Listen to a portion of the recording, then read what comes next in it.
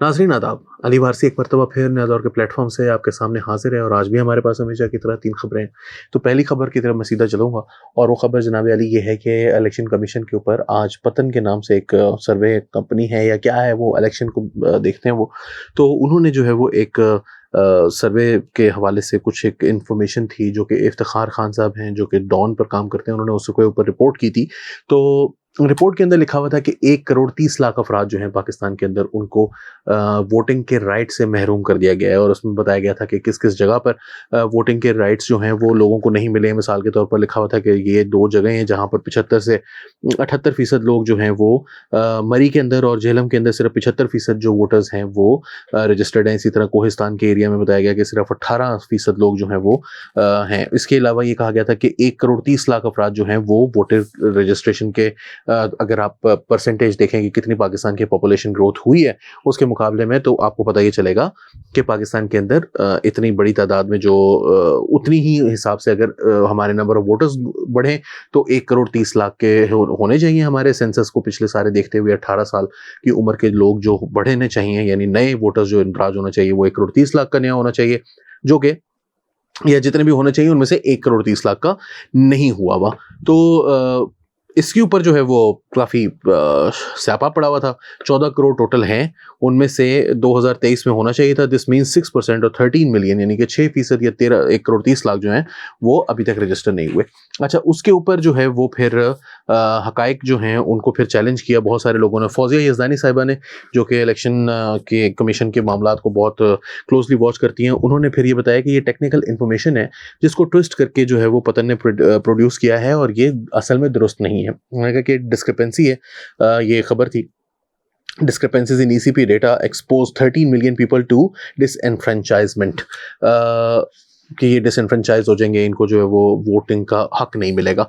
तो उन्होंने ये बताया है कि ये ऐसे मामला नहीं है। असल बात ये है कि हकीकत ये है कि जो इलेक्शन कमीशन होता है पाकिस्तान के अंदर जो कवानीन हैं उनके मुताबिक वोट देना लाजमी नहीं है। कुछ ममालिक हैं जहाँ पर लाजमी होता है। अगर आप लेकिन वोट देना अपना राइट एक्सरसाइज नहीं करना चाहते तो पाकिस्तान का कानून आपको ये भी इजाज़त देता है कि अगर आप वोट नहीं देना चाहते आपको घर से पकड़ के कोई नहीं लेकर जाएगा ज़बरदस्ती कि चलो, और अगर आपने नहीं डाला तो आपके खिलाफ कोई मुकदमे का इंदराज नहीं हो जाएगा कि आपने वोट क्यों नहीं डाला।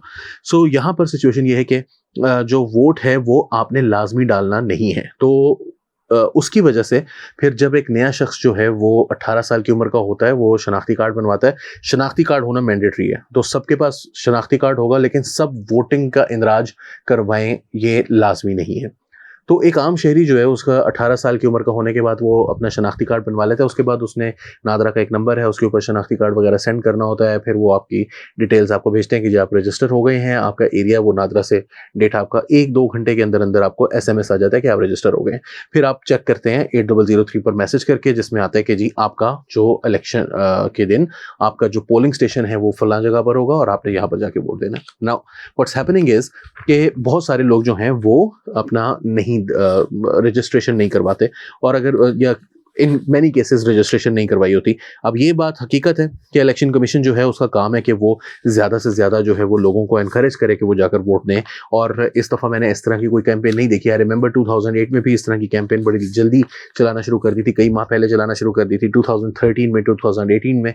लेकिन 2023 में अभी हमें यही नहीं पता कि इलेक्शन होने भी है कि नहीं होने। यहाँ पर तो स्यापा ही और है ना। पाकिस्तान एक ऐसा मुल्क है जहाँ पर हमें आज तक ये नहीं पता कि जो ट्रांसफ़र ऑफ पावर है वो होना कैसे है। बादशाह मरेगा तो उसका बेटा बनेगा या बगावत होगी, या इस दफ़ा जो है वो हम इलेक्शन करवा रहे हैं, इलेक्शन जो होगा वो सही होगा या 2 नंबर होगा, इलेक्शन हो जाएगा तो उस बंदे को पावर दी जाएगी या नहीं दी जाएगी। पाकिस्तान के अंदर मसाइल, फौजी खुद आकर कब्जा कर लेगा।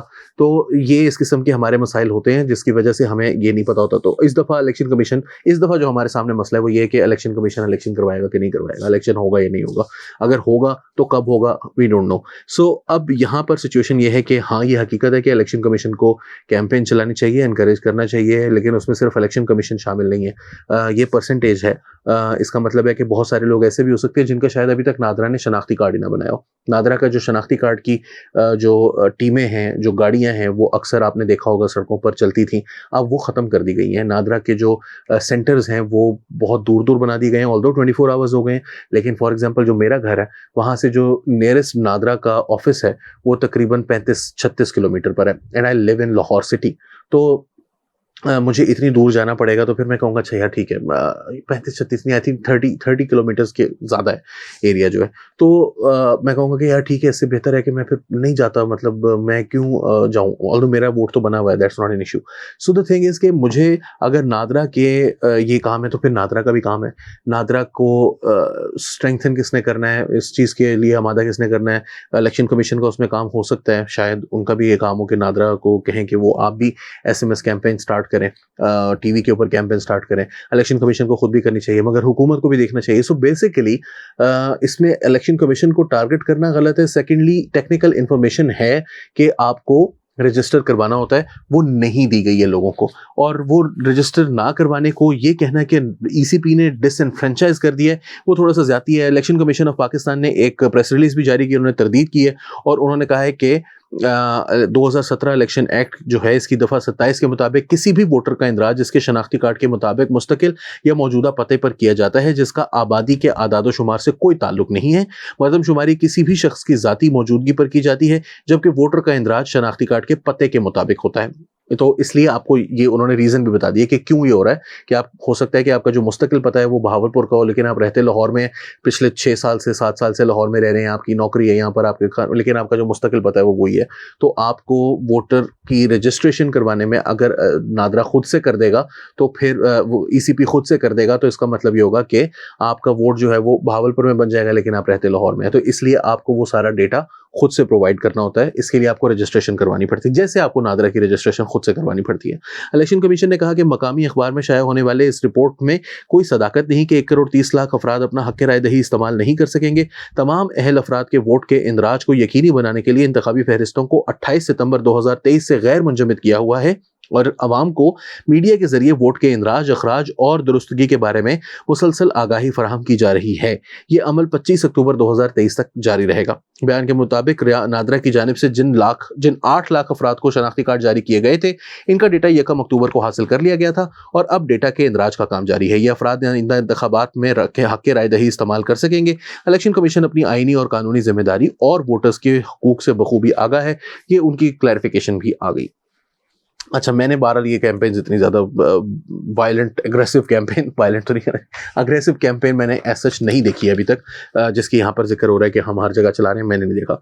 अच्छा, अब उसके बाद वो कहते हैं जी, अगली खबर की तरफ हम आ जाते हैं। वो है ये कि पीटीआई को बहुत अरसे से वो कोशिश कर रहे हैं लाहौर के अंदर एक जलसा करने की। अब उन्होंने कहा कि फ़लस्तीन के मसले पर जो है वो हम एक लाहौर के लिबर्टी चौक के अंदर एक रैली या जलसा, पब्लिक मीटिंग, जो भी आप इसको कह लें, वो करना चाह रहे। तो उसकी जो है वो हुकूमत की तरफ से या लाहौर की जो एडमिनिस्ट्रेशन है उसकी तरफ से इजाज़त नहीं दी जा रही।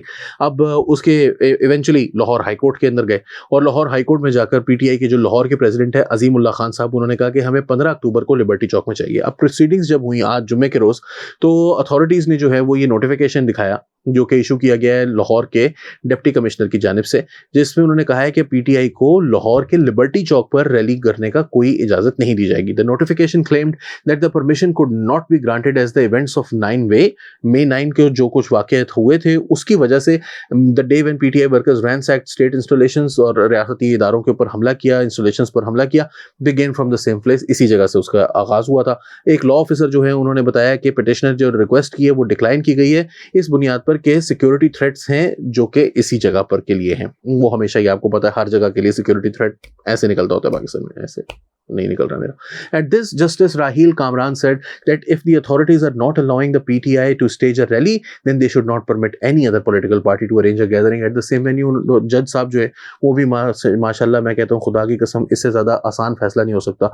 जस्टिस राहील कामरान जो है उन्होंने कहा कि अगर अथॉरिटीज़ जो है यानी जो हुकाम हैं वो पाकिस्तान तहरीक इंसाफ को इस जगह पर रैली की इजाज़त नहीं देंगे तो फिर किसी को भी इजाज़त नहीं मिलेगी। कोई और मांग भी नहीं रहा था, ये बहुत दुनिया का आसान तरीन फैसला था, लिहाजा उन्होंने कहा कि यहाँ पर भी नहीं होगा। लॉ ऑफिसर ने कहा कि जी ये पिटिशनर जो है वो इनकी रिक्वेस्ट को जो है वो हम करेंगे, अगर इन्होंने डिप्टी कमिश्नर को बताते हैं किसी और जगह पर ये करने के लिए, यहाँ पर हम नहीं दे सकते। और उन्होंने ये भी कहा कि ये फैसला जो है वो 72 घंटे के अंदर अंदर होता है अगर ये एप्लीकेशन मूव करते हैं। इस मौके पर पिटिशनर के जो काउंसिल थे यानी पीटीआई के जो काउंसिल थे उन्होंने रिक्वेस्ट किया कोर्ट से कि वो पिटिशन जो है वो लॉ ऑफिसर के कहने पर के हुक्म के बयान की रोशनी में इसको क्वाश कर दें, ख़त्म कर दें, इसको डिस्पोज कर दें, और इसके बाद जो कोर्ट है उसने डिस्पोज कर दिया। So therefore not really much happening here. खबर जो है वो इसमें मज़ेदार वो यही थी कि जज साहब जो हैं उन्होंने ऐसा राह निकाला है कि पीटीआई को इजाज़त भी नहीं मिली और किसी और को भी नहीं मिली, क्योंकि किसी ने मांगी नहीं थी।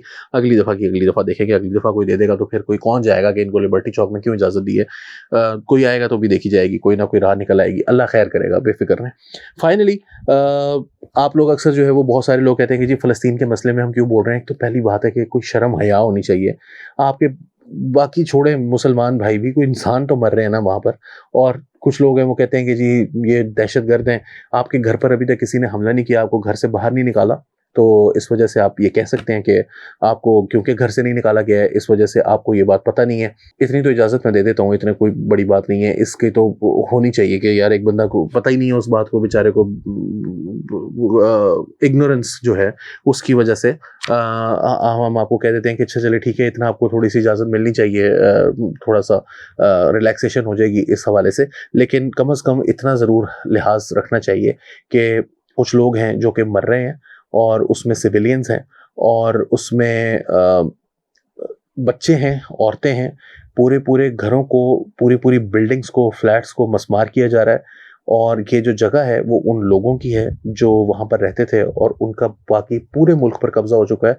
एक छोटी सी जगह है, लाहौर शहर से भी छोटी, जिसके अंदर वो सब के सब जमा है, और उस जगह की कारपेट बम्बार्डमेंट की जा रही है। और वहाँ पर 11 लाख फ़लस्तीनियों को कहा जा रहा है कि आप इस जगह को छोड़ दें, and there is no way to go.